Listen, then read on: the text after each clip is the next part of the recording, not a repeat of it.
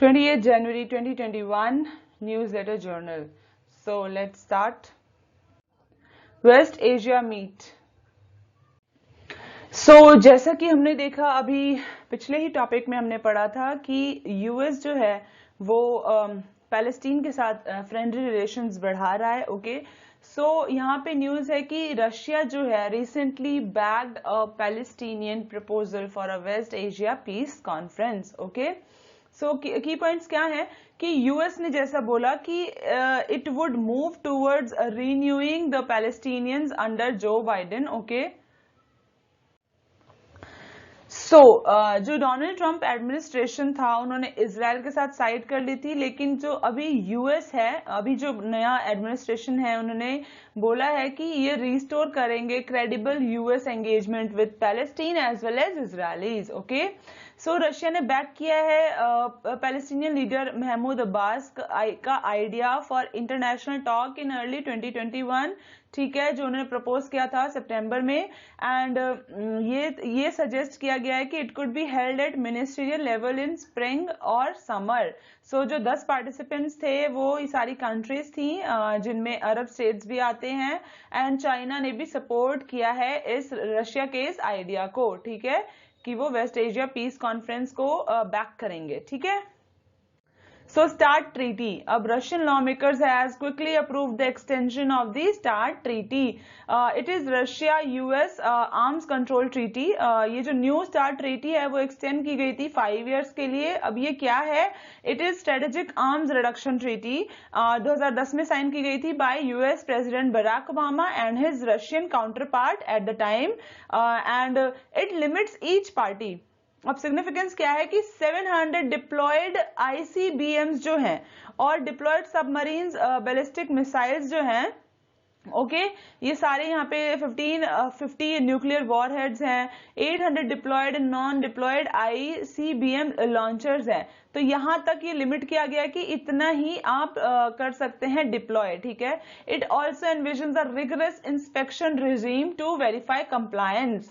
तो यहाँ पे एक रिगरस इंस्पेक्शन रिजीम भी है जिससे चेक होता रहेगा सारी कंट्रीज पे. Okay, DNA technology use and application regulation bill 2019.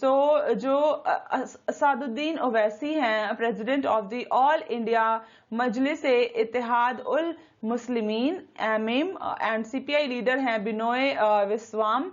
They have filed dissent notes to the Parliamentary Standing Committee's report on DNA Technology Regulation Bill. इस बिल के खिलाफ उन्होंने dissent note फाइल किया है. ओके, क्यों किया है कि it said that the bill does not take into account their concerns over privacy violations. मतलब प्रिवेसी को ब्रीच ना करे. ये जो DNA बिल है, it should not breach the privacy of the individual.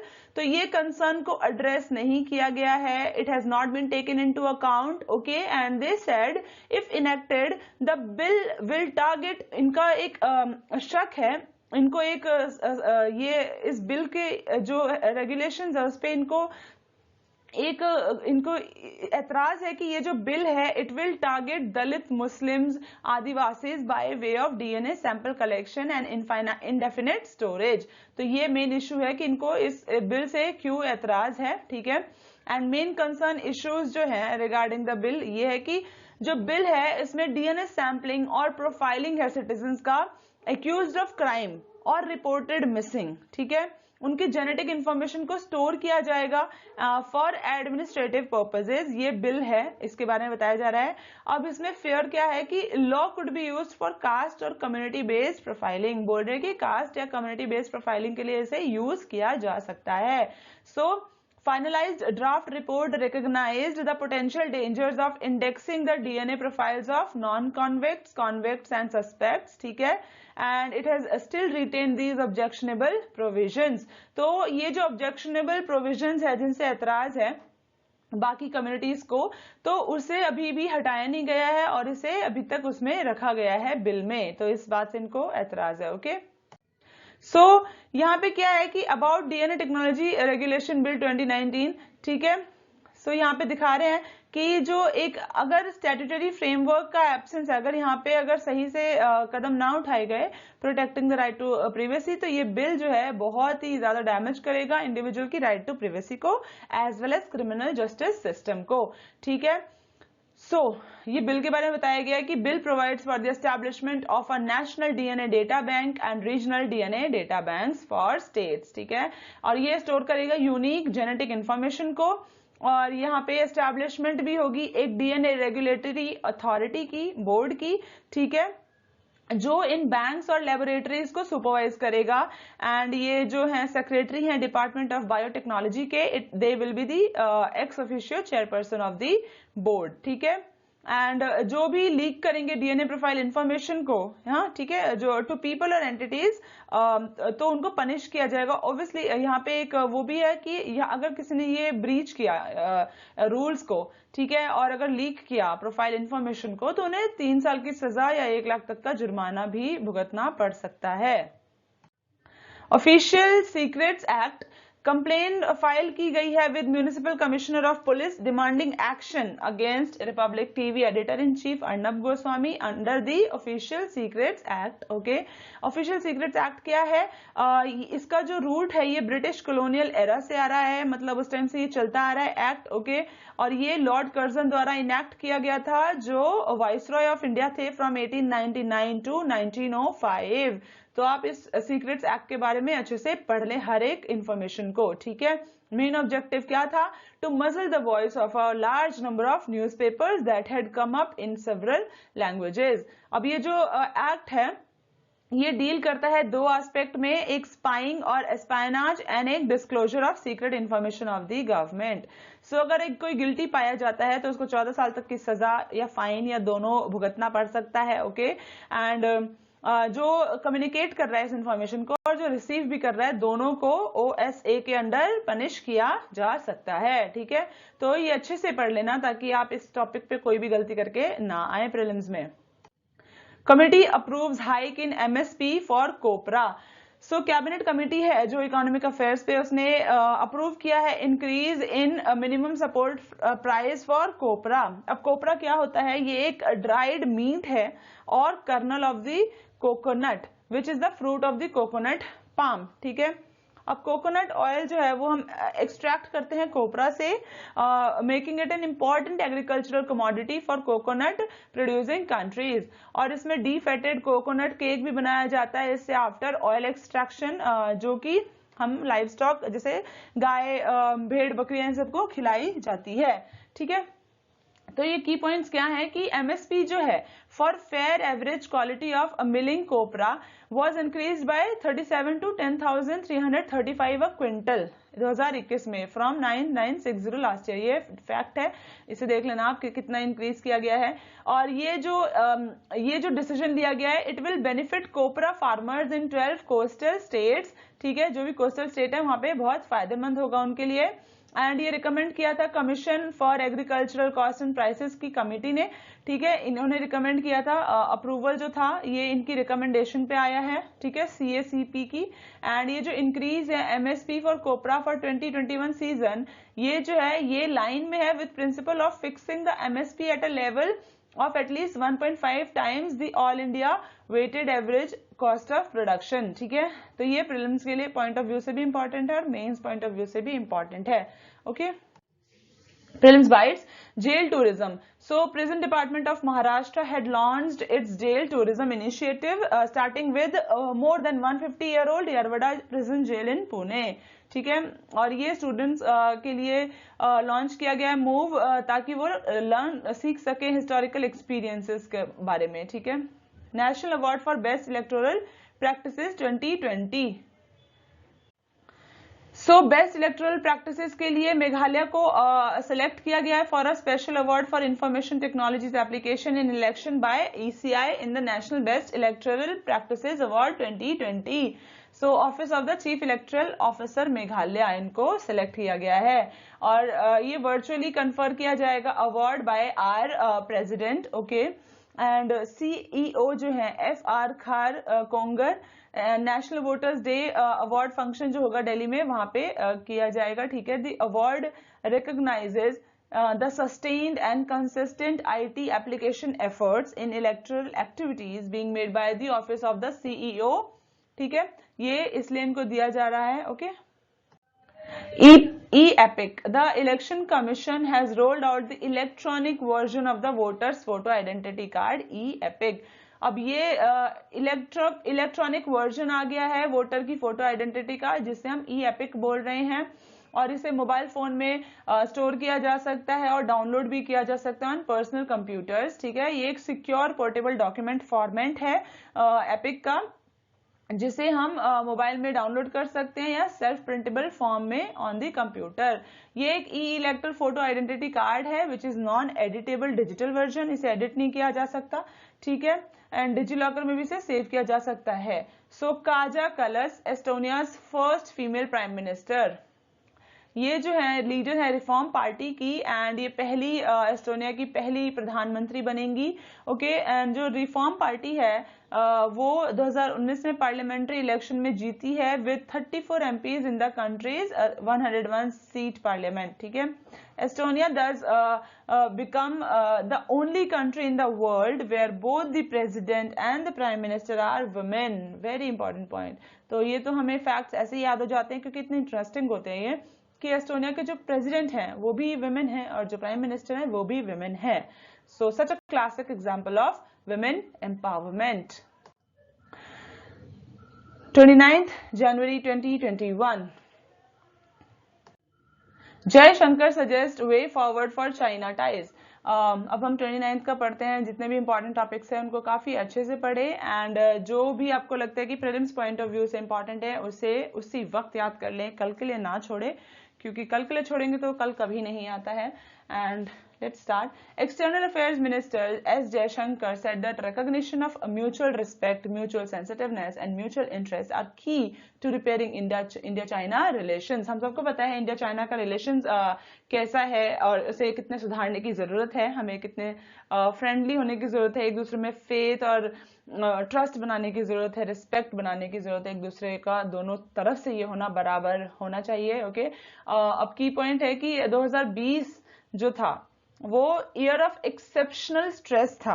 ठीक है, क्योंकि जो बाउंड्री है, जो बॉर्डर क्राइसिस है वो बहुत ज्यादा थे एंड बहुत ज्यादा डिस्टर्ब हुए थे. एंड यहाँ पे जो एस जयशंकर जो है हमारे एक्सटर्नल अफेयर्स मिनिस्टर, वो all India conference of China studies जो हुआ था ऑर्गेनाइज, वहां पे जाके इन्होंने बोला था ये. ठीक है, एंड यहाँ पे बैकग्राउंड है कि इनमें there was transgression by China across the LAC. हम सबको पता है कि LAC पे कितना ट्रांसग्रेशन हुआ है, एंड इंडिया ने डिस्क्राइब किया है इसे unilateral attempt to redraw the line of actual control.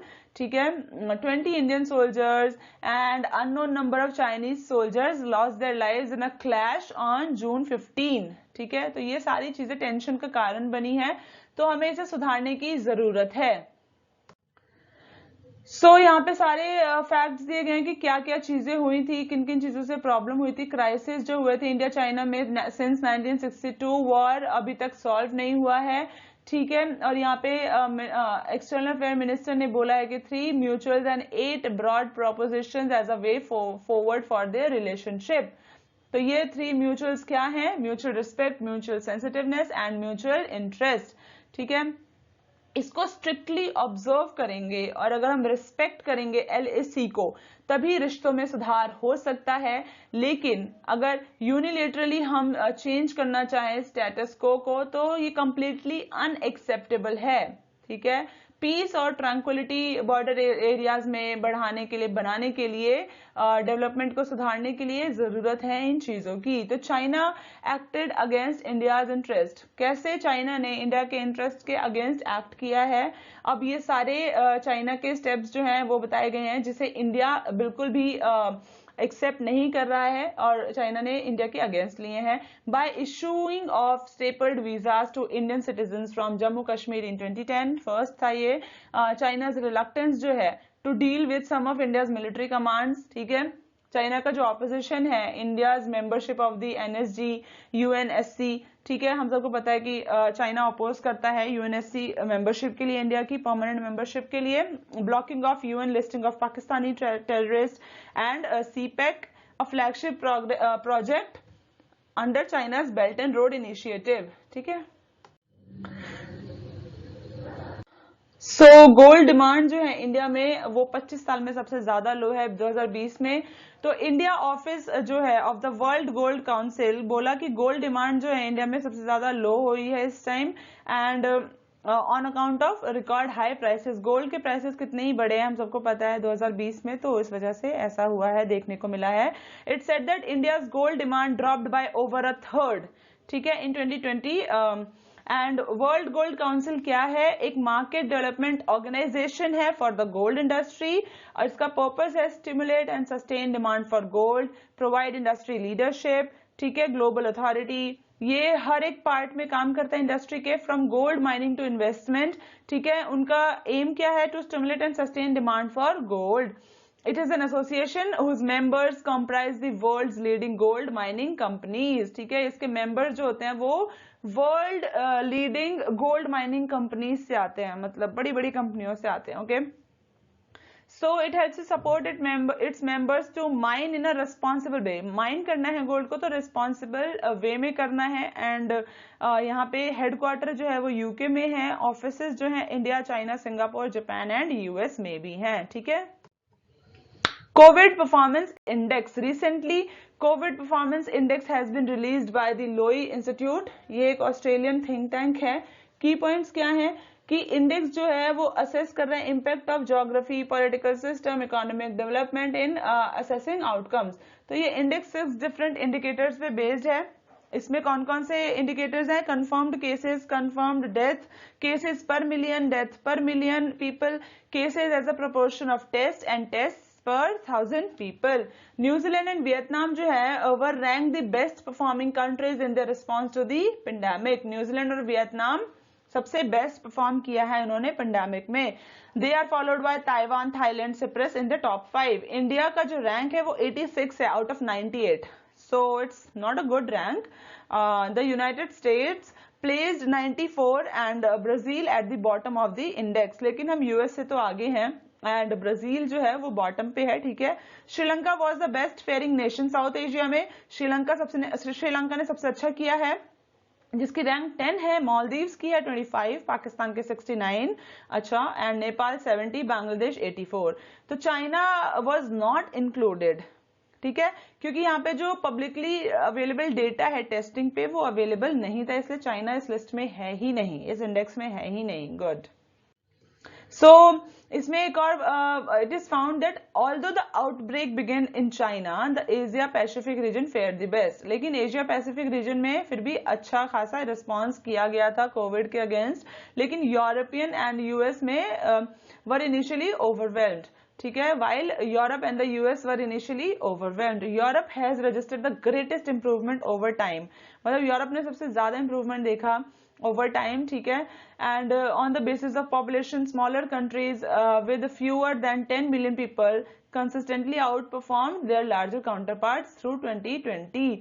ठीक है, तो यहाँ पे बताया गया कि जो कंट्रीज जिनकी स्मॉलर पॉपुलेशन थी, पॉपुलेशन कम थी, कोहेसिव सोसाइटीज थी, केपेबल इंस्टीट्यूशंस थे, तो उन्होंने एडवांटेज, कंपैरेटिव एडवांटेज मिला है उनको ग्लोबल क्राइसिस को डील करने में, ठीक है। एंड ये जो फैक्टर्स थे कि एक सोसाइटी का regional provenance, political system, economic development, size, ये सब चीजें भी मैटर करती हैं, and policy choices, political circumstances appear to be important in shaping national responses to the pandemic. So policy और स्कीम्स और जो भी रेस्ट्रिक्शंस थे, ये सारी चीजें बहुत मैटर करती है, गवर्नेंस मैटर करती है कि हम कैसे पेंडेमिक को कॉम्बैट करते हैं, कोरोना को हम कैसे हेल्प करते हैं उसे रोकने में, उसे थामने में, ठीक है। So prelims bites, Ram temple tableau of Uttar Pradesh on Republic Day wins first prize. अब जो राम टेम्पल टैब्लू था उत्तर प्रदेश का, उसे फर्स्ट प्राइज मिला है रिपब्लिक डे पर। तो जो थीम था उत्तर प्रदेश टैब्लू का was Ayodhya cultural heritage of Uttar Pradesh. अब ये cultural heritage of ancient holy town Ayodhya, replica of Ram temple, glimpse of Deepotsav, ये सारी चीजें दर्शाई गई थी, ठीक है। जो राम टेम्पल है उनका एक रेप्लिका, दीपोत्सव दिखाया गया था, डिफरेंट बहुत सारी स्टोरीज दिखाई गई थी रामायणा से इस टैब्लू में, एंड त्रिपुरा टैब्लू जो था उसको सेकंड प्राइज मिला है उत्तराखंड टैब्लू जो था उसकी थीम थी Dev Bhoomi, the land of the gods, and इसको थर्ड मिला है among the states and union territories. Vaccine Maitri, तो ये जो इनिशिएटिव है ये इनिशिएटिव लॉन्च किया गया इंडिया द्वारा टू गिफ्ट कोविड-19 vaccine to neighbouring countries. Maitri means दोस्ती, एंड इंडिया ने इस इनिशिएटिव को लॉन्च किया ताकि हम हेल्प कर सके कोविड-19 वैक्सीन अपनी नेबरिंग कंट्रीज को ऑफर करने में, गिफ्ट करने में, ठीक है। और श्रीलंका एंड बहरीन को अभी तक ये वैक्सीन दी गई है इंडिया द्वारा इस इनिशिएटिव के अंडर। सो कला उत्सव, it is an initiative of ministry of human resource development and राष्ट्रीय माध्यमिक शिक्षा अभियान, ठीक है, ह्यूमन रिसोर्स डेवलपमेंट एंड राष्ट्रीय माध्यमिक शिक्षा अभियान। इसका एम क्या है? To promote arts in education by nurturing and showcasing the artistic talent of school students at the secondary stage in the country. 30th January, economic survey, government tighten oversight on funds received by the NGOs. Let's start. Economic survey 2021 and news में था क्योंकि ये भी parliament में लाया गया है। And highlights क्या है? तो कोविड वॉरियर्स को इस साल का इकोनॉमिक सर्वे डेडिकेट किया गया है। सर्वे में बोला गया है कि इंडिया की जो इकोनॉमी है वो एक वी शेप्ड रिकवरी में है। जैसा मैंने आपको पिछले वीडियो में पढ़ाया है कि वी शेप्ड रिकवरी क्या है, ठीक है। तो I hope you have understood it well, और अगर आपको वी शेप्ड रिकवरी पता है क्या है तो प्लीज कमेंट सेक्शन में कमेंट करके बताएं, और नहीं पता है तो go and read it twice, thrice and as many times as you can, ठीक है, क्योंकि प्रीलिम्स में ये पूछा जा सकता है। So V-shaped economic recovery due to mega vaccination drive, ये क्यों आया है? मेगा वैक्सीनेशन ड्राइव जो हमने लिया है उसके तहत, ठीक है, drive robust recovery in the services sector, robust growth in consumption and investment. So ये resurgence in high frequency indicator such as power demand, rail flight, e way, GST collection, steel consumption, इस वजह से भी इसका resurgence हुआ है। India to become the fastest growing economy in next 2 years as per IMF, ठीक है। IMF के अनुसार इंडिया फास्टेस्ट ग्रोइंग इकोनॉमी होगी अगले 2 सालों में, ठीक है। इंडिया की जो जीडीपी है वो कॉन्ट्रैक्ट करने वाली है 7.7% से, ये एस्टिमेट लगाया जा रहा है। एग्रीकल्चर जो है वो 3.4% ग्रोथ रिकॉर्ड करेगा। इंडस्ट्री सर्विसेज जो है वो कॉन्ट्रैक्शन में जाएंगी 9.6% से एंड 8.8% से, ठीक है। So India to have current account surplus of 2% GDP. So ये सारे स्टैट्स दिए हुए हैं, इनको हर एक स्टैट को आपको अच्छे से तो एकदम से याद नहीं करना है, लेकिन फिर भी you should have an idea, तो इसको अच्छे से पढ़ें, okay. And net FPI inflows जो है वो recorded all time monthly high of $9.8 billion in November 2020, okay. Defence का दिखाया गया है कि allocated capital budget for defense has been fully utilized since 2016-17, ठीक है। हेल्थ में भी दिखाया गया है प्रधानमंत्री जन आरोग्य योजना जो हम अडॉप्ट की गई थी, ठीक है। एंड यहाँ पर when compare to the states did not adopt the scheme, यहाँ पे इम्प्रूव किया गया है, ठीक है, इम्प्रूव हुआ है। एंड PLI स्कीम जो है 1.46 lakh crore PLI scheme is expected to make India an integral part of the global supply chain. Infrastructure में बताया गया है कि जो भी growth and construction of road जो है वो उससे रिटर्न आने वाला है, ओके, बहुत ज्यादा, is expected to return to the high pace attained before COVID-19, okay. And ये जो इंफ्रास्ट्रक्चर सेक्टर है it will be the key to overall economic growth and macro economic stability.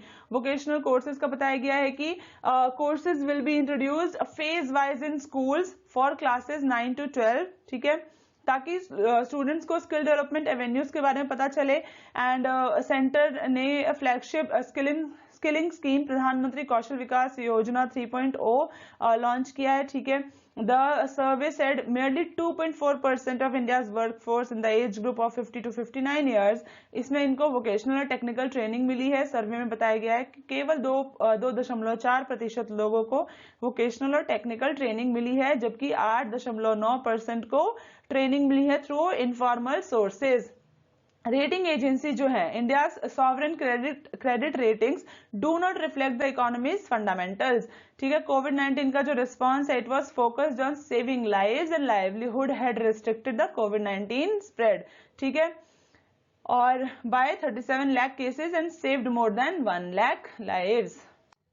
So government spending जो है ये बताई गई कि increase हुई है, ठीक है, on the health care sector from the current 1% to 2.5 to 3%। ये जो न्यू फार्म लॉज आए हैं, it strongly defended new farm laws.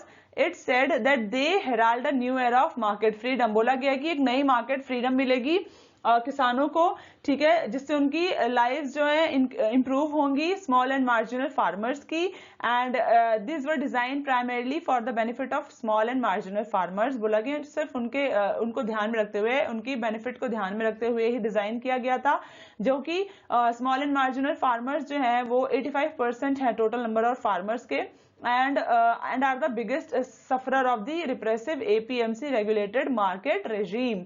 So bare necessities जो है इसमें बोला गया है कि it has improved access across all states in the country in 2018 as compared to 2012, ठीक है।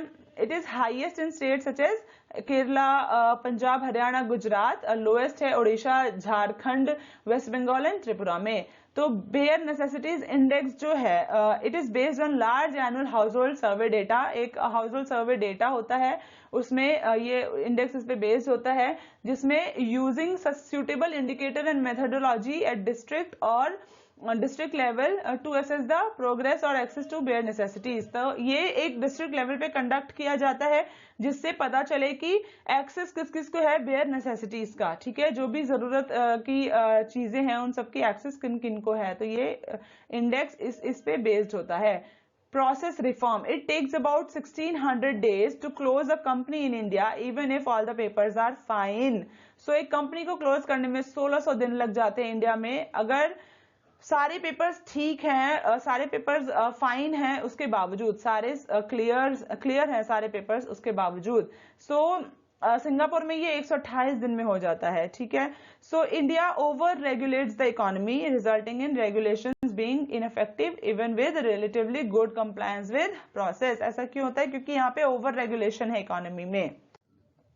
Government titans oversight on funds received by NGOs.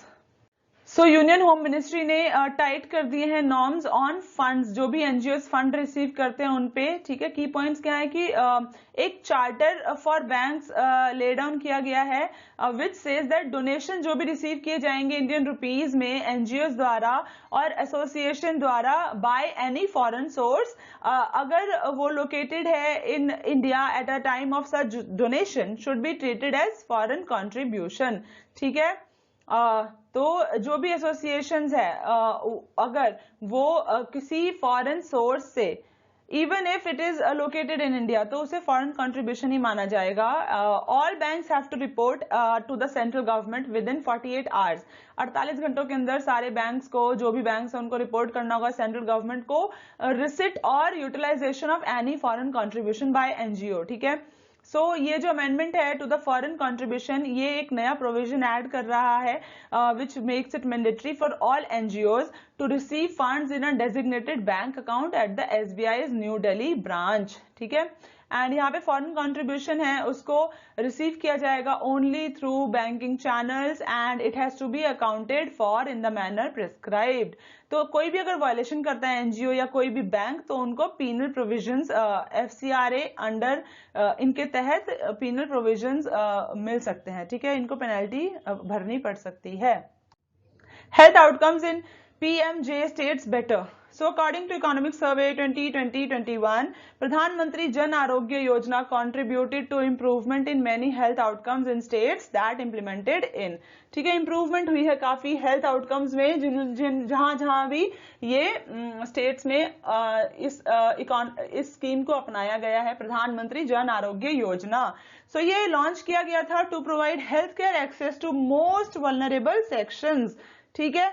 और इसमें बताया गया है कि the service said that states that joined this scheme, जिन्होंने join किया उनको ग्रेटर पेनिट्रेशन हुआ हेल्थ इंश्योरेंस का, ठीक है। इन्फेंट और चाइल्ड मोर्टेलिटी रेट्स में रिडक्शन हुआ है, ठीक है, इम्प्रूव्ड एक्सेस मिला है वहां पे लोगों को, ठीक है, and utilisation of family planning services and greater awareness of HIV AIDS. तो ये सारे बेनिफिट्स वहां पे हुए हैं जहां जहां पे इन्होंने ज्वाइन किया है, जिन जिन स्टेट्स ने इस स्कीम को, एंड जहां पे नहीं हुआ है वो सब को ये सब बेनिफिट्स नहीं मिल पाए हैं, ठीक है, इंप्रूवमेंट नहीं हो पाई है उन स्टेट्स में।